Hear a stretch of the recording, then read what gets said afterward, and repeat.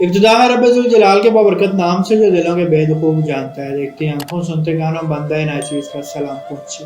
ایران کا ایک بادشاہ سردیوں کی شام جب اپنے محل میں داخل ہو رہا تھا تو ایک بوڑھے دربان کو دیکھا جو محل کے صدر دروازے پر پرانی اور باریک وردی میں پہرا دے رہا تھا۔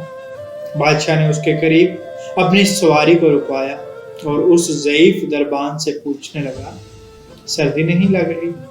دربان نے جواب دیا، بہت لگتی ہے حضور، مگر کیا کروں، گرم وردی ہے ہی نہیں، اس لیے برداشت کرنا پڑتا ہے۔ میں ابھی محل کے اندر جا کر اپنا ہی کوئی گرم جوڑا بیچتا ہوں تمہیں۔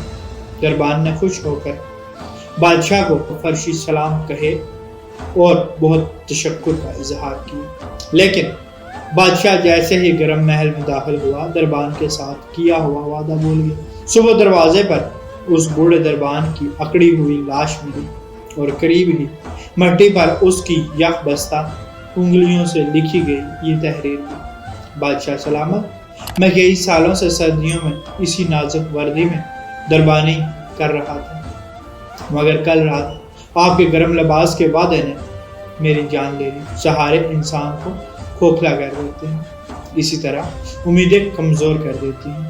اپنی طاقت کے بل بوتے پر جینا شروع کیجیے۔ خدارا سہاروں کی بیساکھیاں پھینک کر اپنی طاقت آزمائیں۔ اللہ پاک سمجھ کی توفیق عطا فرمائے۔ اللہ پاک آسانیاں حاصل اور تقسیم کرنے کا شرف عطا فرمائے۔ آمین۔ جزاک اللہ۔